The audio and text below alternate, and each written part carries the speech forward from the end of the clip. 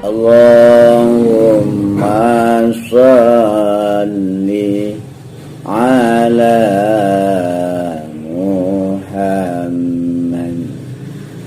ya Rabbi salli alaihi wasallim.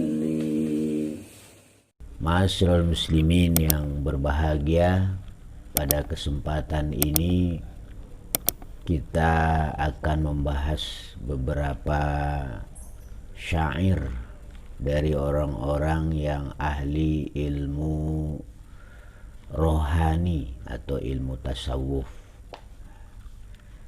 Di antara syairnya saya bacakan: kusutnya hati, kisruhnya jiwa, membuat hidup bertipu daya. Kusutnya hati, kisruhnya jiwa, membuat hidup bertipu daya. Ikhlas pun kering, sabar pun sirna, hidup yang mulia jadi tersiksa. Ikhlas pun kering, sabar pun sirna, hidup yang mulia jadi tersiksa. Itu syairnya orang-orang ahli ilmu rohani atau rohanian, ya. Orang yang ahli ilmu ihsan. Jadi kata beliau, kusutnya hati, kisruhnya jiwa, membuat hidup bertipu daya. Kisruhnya hati. Hati ini dalam tubuh kita diibaratkan raja, pemimpin.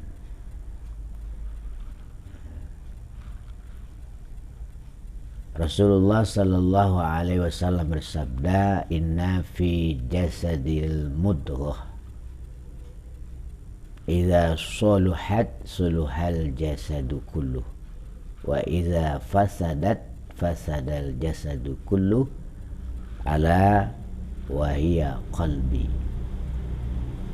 Kalau hati itu kisruh, galau. Kenapa? Karena hati itu selalu dipengaruhi oleh hawa nafsu dan iman. Bahkan di hati manusia itu ada 4 hal yang mempengaruhi. Pertama, malaikat seperempatnya hewan jina, binatang jina, seperempatnya binatang buas, dan seperempatnya iblis atau setan. Itu yang perang di dalam hati. Masing-masing 4 kekuatan yang ada dalam hati manusia ini, malaikat, iblis dan setan, binatang buas dan binatang jina, ini butuh asupan energi supaya mereka bisa memenangkan pertarungan di dalam hati manusia. Energinya malaikat adalah ilmu amal, ilmu yang diamalkan, ilmu yang diyakini. Ini energinya malaikat. Seiring tambahnya ilmu kita, tambahnya keyakinan kita, tambahnya amal kebaikan kita, maka malaikat yang menguasai seperempat hati kita itu akan punya kemampuan untuk mengalahkan yang lainnya. dia bisa memperluas pengaruhnya, kekuasaannya di hati manusia itu. Kemudian iblis pun, setan pun butuh energi untuk memperluas kekuasaannya, untuk menguasai hati. Apa energi setan dan iblis itu? Adalah kekufuran dan kemaksiatan.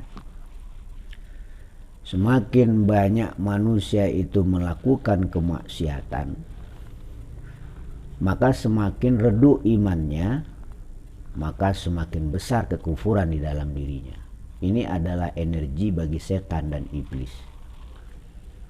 Maka setan dan iblis itu menganggap usahanya di hari itu sukses kalau dia mampu menggiring manusia kepada kekufuran dan kemaksiatan. Begitu pula binatang jina, dia juga butuh energi, yaitu memperturutkan hawa nafsu.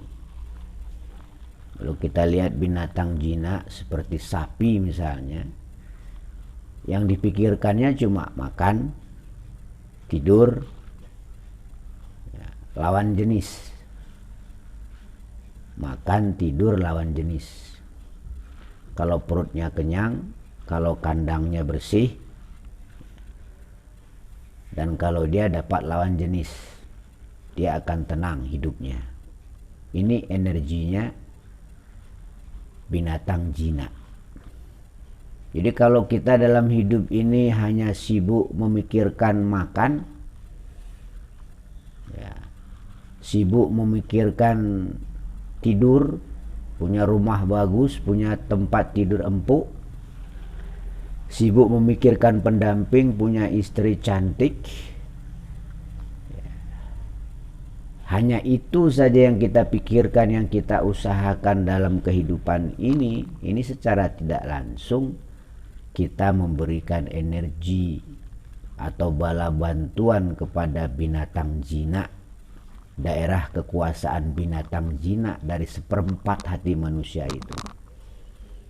Bisa-bisa nanti semua hati itu dikuasai oleh binatang jina itu, sehingga hidup kita ini hanya habis untuk memikirkan makan, berbagai macam jenis makanan, ya, kemudian tempat tidur, rumah, perumahan, papan, kemudian pasangan hidup, istri, hidupnya habis untuk melayani kemauan istrinya, sehingga ibadah pun ditinggalkannya. Ini secara tidak langsung orang tadi mengirim bala bantuan kepada binatang jina yang menguasai 1/4 daripada hati manusia.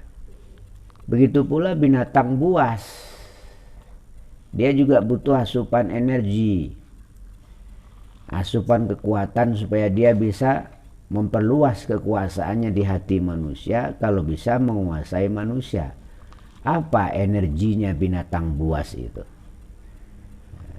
Membunuh, menganiaya, ya, mengadu domba, pokoknya yang sadis-sadis lah. Semakin banyak manusia itu melakukan hal yang demikian, berarti secara tidak langsung dia mengirim bala bantuan kepada binatang buas. Sifat binatang buas yang menguasai 1/4 daripada hati manusia, sehingga hidupnya habis untuk berbuat kejahatan, membunuh, mencelakai orang, ya, memerangi orang, membenci orang, mencaci maki orang. Itu semua adalah sifat-sifat binatang buas. Ma'asyiral muslimin yang berbahagia, maka kita harus menolong hati kita supaya hati kita tidak kisruh, ya, tidak kusut, ya. Maka kita bantulah malaikat yang menguasai 1/4 wilayah hati itu supaya dia bisa memperluas pengaruhnya, kekuasaannya di hati manusia. Dengan cara apa? Dengan cara memperkokoh keimanan dan memperbanyak perbuatan-perbuatan baik. baik yang berhubungan langsung dengan Allah, hablum minallah, ataupun yang berhubungan sesama manusia, hablum minannas. Dan pesan dari Rasulullah, jadidu imanukum biqauli la ilaha illallah. Perbanyaklah zikir la ilaha illallah, la ilaha illallah, la ilaha illallah, la ilaha illallah, la ilaha illallah. Energi, kekuatan yang dihasilkan oleh zikir la ilaha illallah itu akan membantu wilayah malaikat yang seperapat yang ada di hati manusia itu untuk melebarkan, memperbesar pengaruhnya dan wilayahnya. Kalau wilayah malaikat ini melebar pengaruhnya, menguasai hati, maka hati akan menjadi tenang. Inilah makna daripada firman Allah, ala bizikrillahi tatma'innul qulub.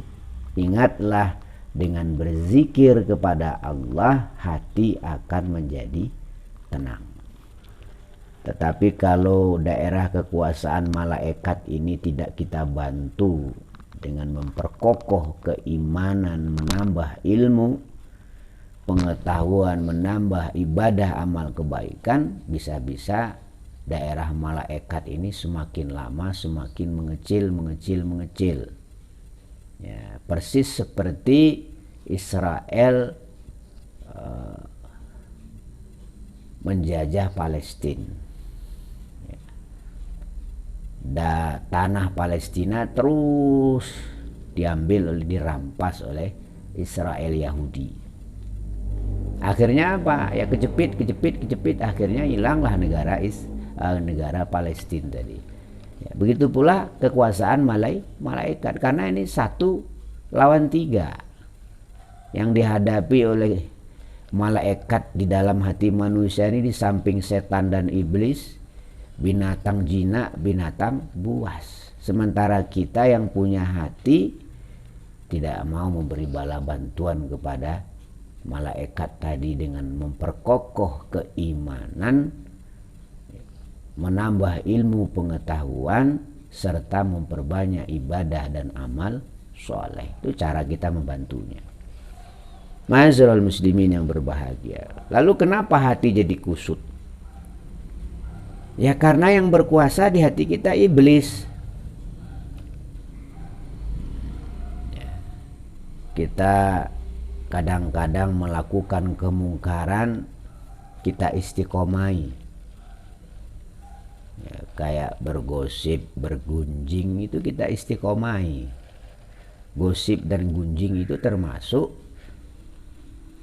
energinya itu untuk menambah kemampuan iblis dan setan di dalam hati manusia. Kemudian juga kita kadang terlena dengan memikirkan makan, berbagai macam makanan, pakaian, berbagai macam model pakaian, rumah dengan berbagai macam model rumah dan fasilitas rumah. Kemudian pendamping hidup, kita sibuk hanya mengurus itu. Siang malam yang kita pikirkan cuma itu. Ya. Habis umur kita untuk memikirkan itu. Kita fokus ke sana. Ya jelaslah malaikat yang ada dalam diri kita itu akan kalah. Akhirnya apa? Di saat keinginan-keinginan itu tidak tercapai, ya, di saat keinginan-keinginan makan enak, pakaian bagus, rumah bagus, istri cantik itu tidak terturuti, tidak terpenuhi, maka hati kita menjadi kusut.